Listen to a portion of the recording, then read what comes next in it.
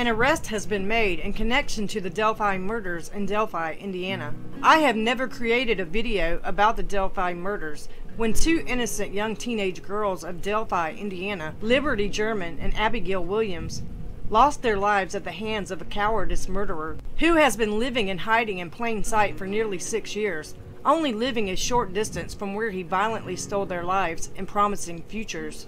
There have been thousands of videos made about this case by true crime podcasts and channels, web sleuths, even countless video journeys to the location. But I have always followed the unsolved case closely, hoping the monster who did this would be brought to justice. I think most of us know the story, but on February 13, 2017, 14-year-old Libby and 13-year-old Abby, who were also best friends, visited the Monon High Bridge walking trails in Delphi, Indiana, when they noticed at some point after crossing the bridge that a strange man was approaching from behind at a fast pace. Libby bravely took out her phone and recorded him. We have all seen the footage and heard the short audio clip of him commanding the girls to go down the hill. Down the hill. Down the hill.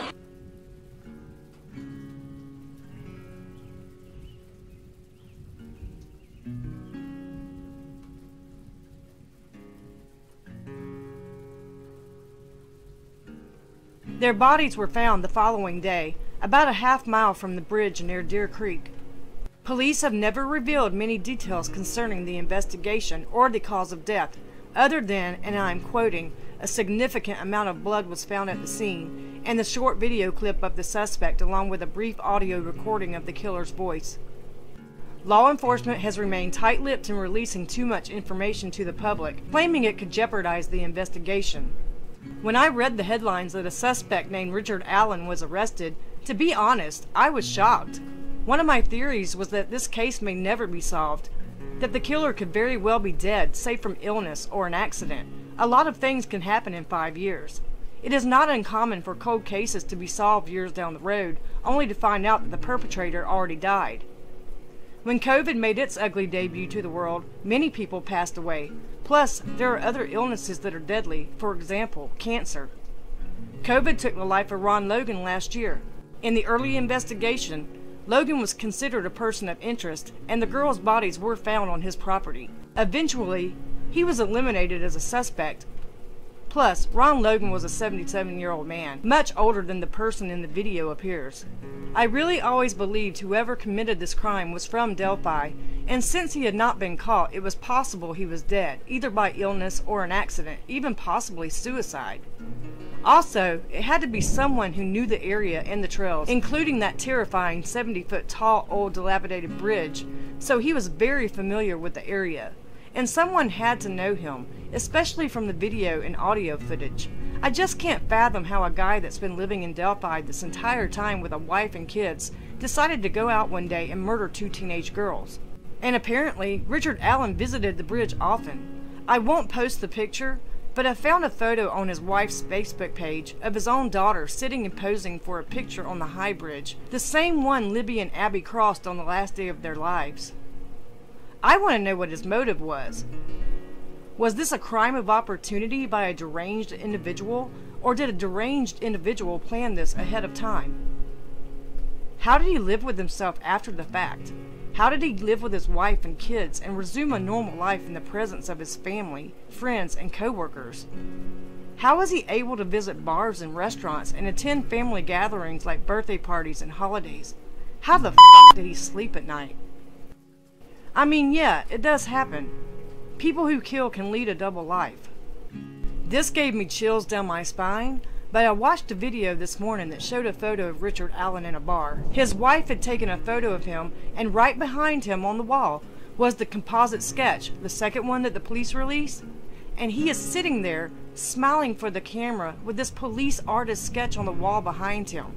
So obviously, this pictured event happened after the murders took place.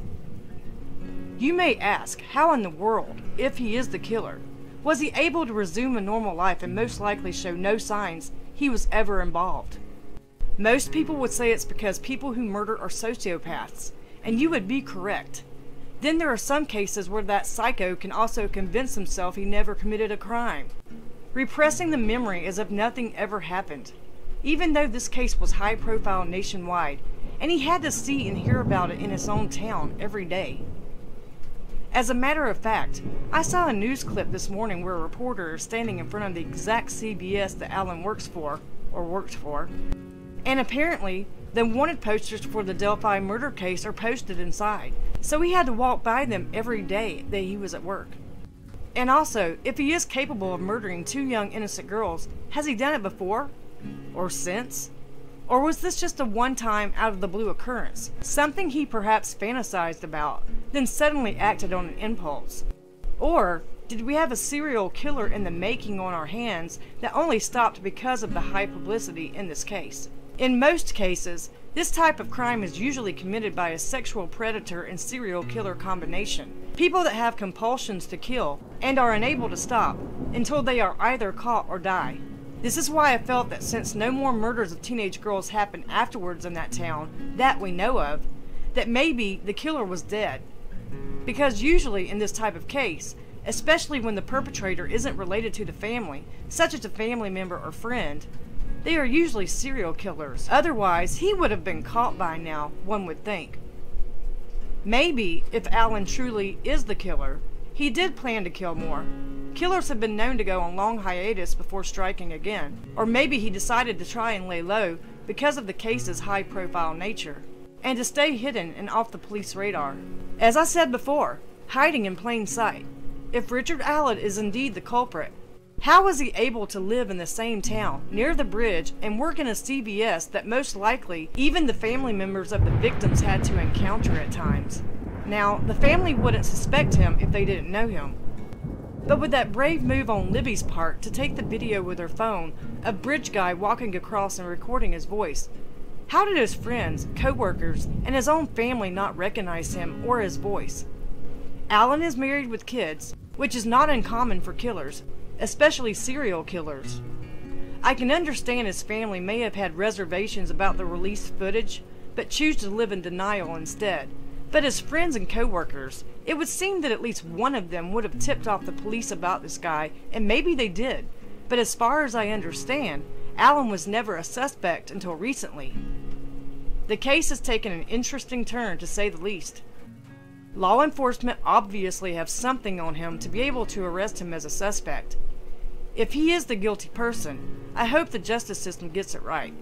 And once he faces a trial and a jury of his peers, or whether he ends up confessing, he could plead guilty for all we know. I hope justice is served fairly. And there is still that question that remains. Is Kegan Klein, who became the investigation's main focus in the past, because of the fake account he made, the Anthony Shots profile, to lure in young girls, is there a connection to that? Klein has been serving a prison sentence since 2020 on 30 counts of child exploitation and other bad stuff. He has never been charged in connection with the murders and has maintained he is innocent. Hopefully, we will find out more details on Monday, October the 31st at 10 a.m. when they hold the press conference. I hope for the sake of the families that the day that got Richard Allen was the day, and that soon justice will be served for Abby and Libby.